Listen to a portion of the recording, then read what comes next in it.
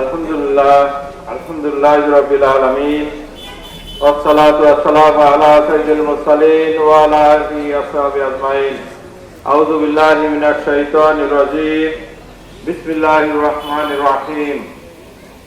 Bangladesh Jamaat Islami Phulbaria union শাখা কর্তৃক আয়োজিত আজকের এই শান্তি সমাবেশের সম্মানিত সভাপতি, বাংলাদেশ জামাত ইসলামী ফুলবাড়িয়া ইউনিয়ন শাখার সম্মানিত আমির, বিশিষ্ট আলেমে দ্বীন, শিক্ষাবিদ, সাবেক ছাত্র নেতা জনাব হযরত মাওলানা ইব্রাহিম খলিল, আজকের এই শান্তি সমাবেশের অন্যতম বিশেষ অতিথি, বাংলাদেশ জামাত ইসলামী কুষ্টিয়া জেলার সম্মানিত ইউনিট সদস্য, বিশিষ্ট শিক্ষাবিদ জনাব অধ্যাপক জুমারত আলী, উপস্থিত মঞ্চে অন্যান্য নেতৃবৃন্দ, সামনে এবং দূরে অবস্থাগত প্রাণপ্রিয় সাথী ও বন্ধুগণ, আসসালামু আলাইকুম ওয়া রাহমাতুল্লাহ।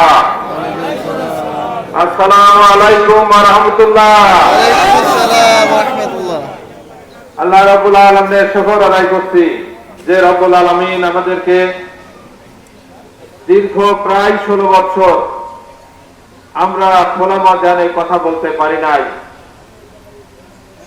প্রথমত মহান রব আমাদের এই ব্যবস্থা করে দিয়েছেন, সাথে সাথে আমাদের দেশের তরুণ সমাজ, ছাত্র জনতা হাজার হাজার তাদের বুকের তাজা রক্ত ঢেলে দিয়ে হাজার হাজার পঙ্গুত্ব বরণ করে যারা এখনো বিভিন্ন হাসপাতালে চিকিৎসাধীন অবস্থায় আছে, আমি সেই সমস্ত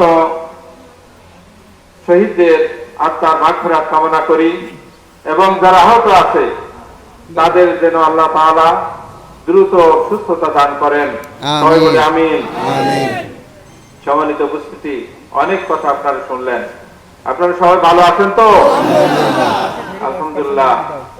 আপনি কেমন আছেন? আলহামদুলিল্লাহ, আপনাদের দোয়ায় আল্লাহর মেহেরবানিতে ভালো আছি। এখন পর্যন্ত আল্লাহ তাআলা যথেষ্ট ভালো রেখেছেন।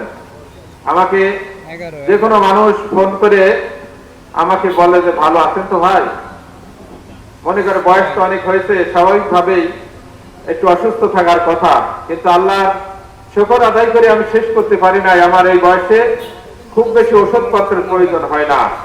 এই বয়সে যে রোগগুলা মানুষের স্বাভাবিকভাবে হয়, যেমন প্রেশার, ডায়াবেটিস সহ যে বার্ধক্যে যে রোগগুলি মানুষের দেখা দেয়, আলহামদুলিল্লাহ আমার সেই রোগগুলি আল্লাহ তাআলা দেন নাই। এজন্য আল্লাহর শুকরিয়া আদায় করি আলহামদুলিল্লাহ। সম্মানিত উপস্থিতি, আমরা কেন দীর্ঘ 16-17টি বছর কথা বলতে পারলাম না? আমাদের বাক স্বাধীনতা কেড়ে নেওয়া হয়েছিল, আমাদের মৌলিক যে অধিকারগুলি সেগুলি কেড়ে নেওয়া হয়েছিল। মানুষের যে মৌলিক অধিকার, খাদ্য, বস্ত্র, শিক্ষা, চিকিৎসা, নিরাপত্তা, এর কোনোটাই আমাদের ছিল না, ঠিক কিনা? এটা কিসের মাধ্যমে সম্ভব হয়েছিল? এটা এই জন্য সম্ভব হয়েছিল, তদানীন্তন প্রধানমন্ত্রী, সাবেক প্রধানমন্ত্রী শেখ হাসিনা এবং তার দোসর আমাদের পার্শ্ববর্তী দেশ ভারত, যাদেরকে কেউ কেউ বলে থাকে ভারত আমাদের বন্ধু রাষ্ট্র। বন্ধু রাষ্ট্র এই জন্যই বলে যে তারা আমাদের স্বাধীনতা যুদ্ধে সহযোগিতা করেছিল, ঠিক কিনা ভাইরা আমার?